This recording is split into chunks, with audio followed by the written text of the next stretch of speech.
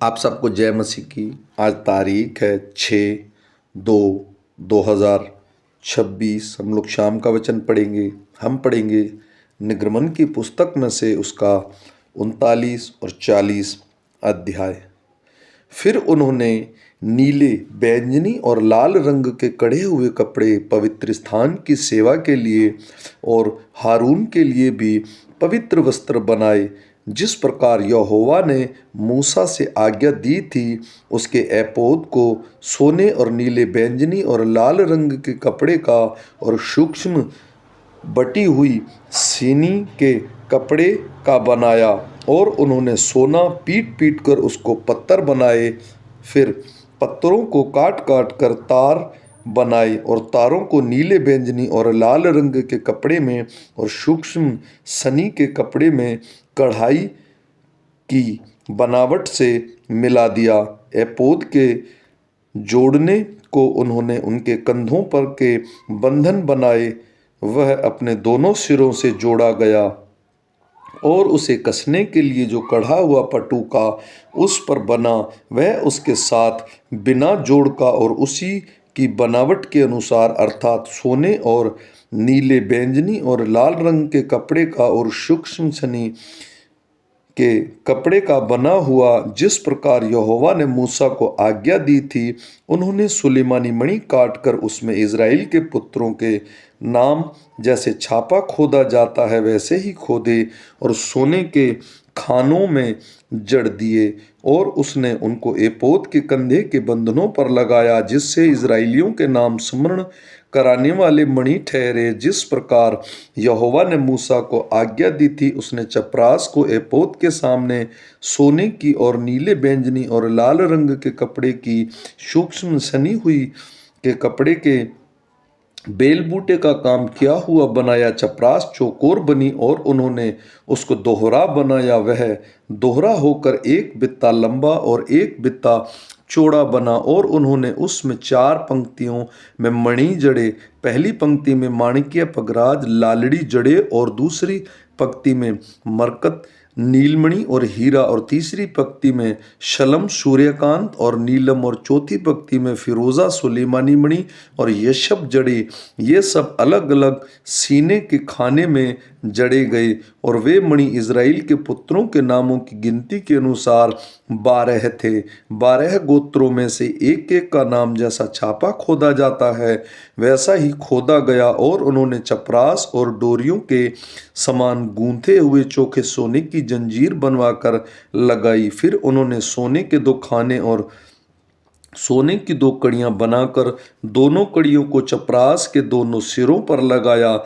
तब उन्होंने सोने के 2 गूंथी हुई जंजीरों को चपरास के सिरों पर की दोनों कड़ियों में लगाया, और गूंथी हुई दोनों जंजीरों के दोनों बाकी सिरों पर उन्होंने दोनों खानों में जड़ दिए। एपोद के सामने दोनों कंधों के बंधनों पर लगाया। तब उन्होंने सोने की 2 कड़ियां बनाकर चपरास के दोनों सिरों पर उसकी ओर पर और जो एपोद के भीतरी भाग में थी लगाई, और उन्होंने सोने की 2 और कड़ियां बनाकर एपोद के दोनों कंधों के बंधनों पर नीचे से उसके सामने और जोड़ के सामने एपोद के कड़े हुए पटुके के ऊपर लगाई। तब उन्होंने चपरास को उसकी कड़ियों के द्वारा एपोद की कड़ियों में नीले फीते से ऐसा बांधा कि वह एपोद के कढ़े हुए पटुके के ऊपर रहे और चपरास एपोद से अलग न होने पाए, जैसे यहोवा ने मूसा को आज्ञा दी थी। फिर एपोद का बागा संपूर्ण नीले रंग का बनाया गया, और उसकी बनावट ऐसी हुई कि उसके बीच बख्तर के छेद के समान छेद बना, और छेद के चारों ओर एक कोर बनी कि वह फटने न पाए।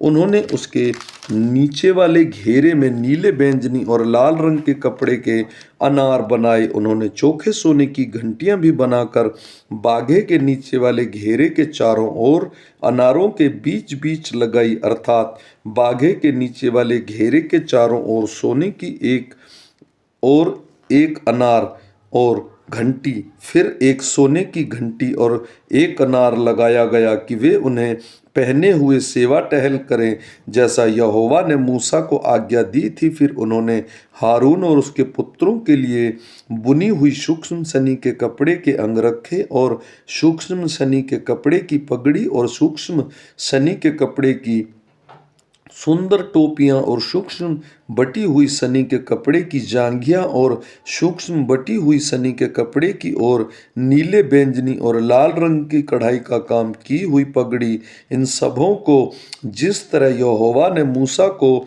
आज्ञा दी थी वैसे ही बनाया। फिर उन्होंने पवित्र मुकुट की पटरी चोखे सोने की बनाई और जैसे छापे में वैसे ही उन्होंने ये अक्षर खोदे गए, अर्थात यहोवा के लिए पवित्र, और उन्होंने उससे नीला फीता लगाया जिससे वह ऊपरी पगड़ी पर रहे, जिस तरह यहोवा ने मूसा को आज्ञा दी थी। इस प्रकार मिलाप वाले तंबू के निवास पर सब काम समाप्त हुआ, और जिस जिस काम की आज्ञा यहोवा ने मूसा को दी थी इजराइलियों ने उसी के अनुसार किया। तब वे निवास को मूसा के पास ले आए, अर्थात घुंडियां, तख्ते, बेंडे, खंबे, कुर्सियां आदि सारे सामान समेत तंबू और लाल रंग के रंगी हुई मेढ़ों की खालों का ओढ़ना और सूसियों की खालों का ओढ़ना और बीच का पर्दा, डंडों सहित साक्षी पत्र का संदूक और प्रायश्चित का ढकना, सारे सामान सहित मेज की भेंट की रोटी, सारे सामान सहित दीवट और उसकी सजावट के दीपक और उजियाला देने के लिए तेल, सोने की वेदी और अभिषेक का तेल और सुगंधित धूप, और तंबू के द्वार का पर्दा, पीतल की झांझरी, डंडों और सारे सामान सहित पीतल की वेदी और पाए समेत होदी, खंभों और कुर्सियों समेत आंगन के पर्दे और आंगन के पर्दों का डोरियां और खूंटे, और मिलाप वाले तंबू के निवास की सेवा का सारा सामान, पवित्र स्थान में सेवा टहल करने के लिए बेल बूटे, कढ़े हुए वस्त्र और हारून याजक के पवित्र वस्त्र और उसके पुत्रों के वस्त्र जिन्होंने पहनकर उन्हें याजक का काम करना था, अर्थात जो जो आज्ञा यहोवा ने मूसा को दी थी उन्हीं के अनुसार इजराइलियों ने सब काम किए। तब मूसा ने सारे काम का निरीक्षण करके देखा कि उन्होंने यहोवा की आज्ञा के अनुसार सब कुछ किया है, और मूसा ने उनको आशीर्वाद दिया। फिर यहोवा ने मूसा से कहा, पहले महीने के पहले दिन को तू मिलाप वाले तंबू के निवास को खड़ा कर देना और उसमें साक्षी पत्र के संदूक को रखकर बीच वाले पर्दे की ओट में कर देना, और मेज को भीतर ले जाकर जो कुछ उसमें सजाना है उसे सजा देना। तब दीवट को भीतर ले जाकर उसके दीपकों को जला देना, और साक्षी पत्र के संदूक के सामने सोने की वेदी को जो धूप के लिए उसे रखना, और निवास के द्वार के पर्दे को लगा देना, और मिलाप वाले तंबू के निवास के द्वार के सामने होमवेदी को रखना, और मिलाप वाला तंबू और वेदी के बीच होदी को रख के उसमें जल भरना, और चारों ओर के आंगन की कनात को खड़ा करना, और उस आंगन के द्वार पर पर्दे को लटका देना, और अभिषेक का तेल लेकर निवास का और जो कुछ उसमें होगा सब कुछ का अभिषेक करना, और सारे सामान समेत उसको पवित्र कराना। तब वह पवित्र ठहरेगा। सब सामान समेत होमवेदी का अभिषेक करके उसको पवित्र करना, तब वह परम पवित्र ठहरेगी।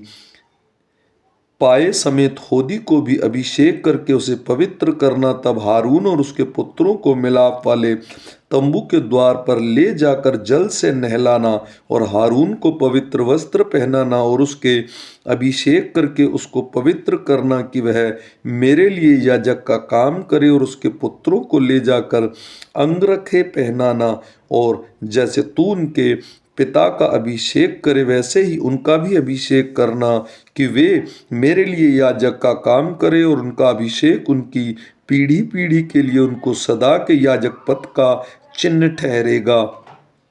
इस प्रकार मूसा ने जो जो आज्ञा यहोवा ने उसको दी थी उसी के अनुसार किया, और दूसरे वर्ष के पहले महीने के पहले दिन को निवास खड़ा किया गया। मूसा ने निवास को खड़ा कराया और उसकी कुर्सियां धर उसके तख्ते लगा के उसमें बेंडे डाले और उसके खंभों को खड़ा किया। और उसने निवास के ऊपर तंबू को फैलाया और तंबू के ऊपर उसने ओढ़ने को लगाया, जिस प्रकार यहोवा ने मूसा को आज्ञा दी थी।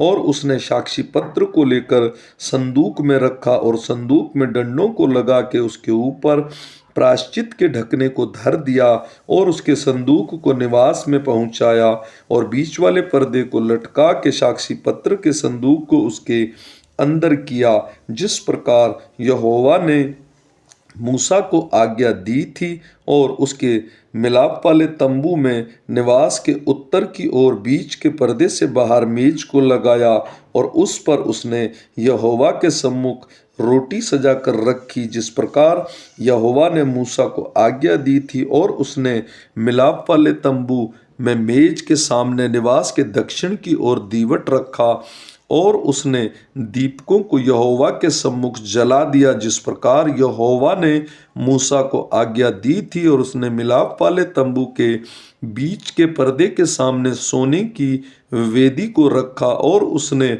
उस पर सुगंधित धूप जलाया, जिस प्रकार यहोवा ने मूसा को आज्ञा दी थी। और उसने निवास के द्वार पर पर्दे को लगाया और मिलाप वाले तंबू के निवास के द्वार पर होम वेदी को रखकर उस पर होम बलि और अन्न बलि को चढ़ाया, जिस प्रकार यहोवा ने मूसा को आज्ञा दी थी। और उसने मिलाप वाले तंबू और वेदी के बीच होदी को रखकर उसमें धोने के लिए जल डाला।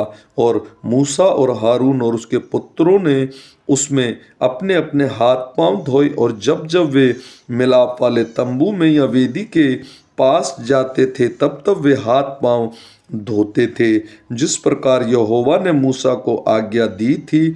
और उसने निवास के चारों ओर वेदी के आसपास आंगन की कनात को खड़ा कराया और आंगन के द्वार के पर्दे को लटका दिया। इस प्रकार मूसा ने सब काम को पूरा किया। तब बादल मिलाप वाले तंबू पर छा गया और यहोवा का तेज निवास स्थान में भर गया। और बादल मिलाप वाले तंबू पर ठहर गया और यहोवा का तेज निवास स्थान में भर गया। इस कारण मूसा उसमें प्रवेश न कर सका।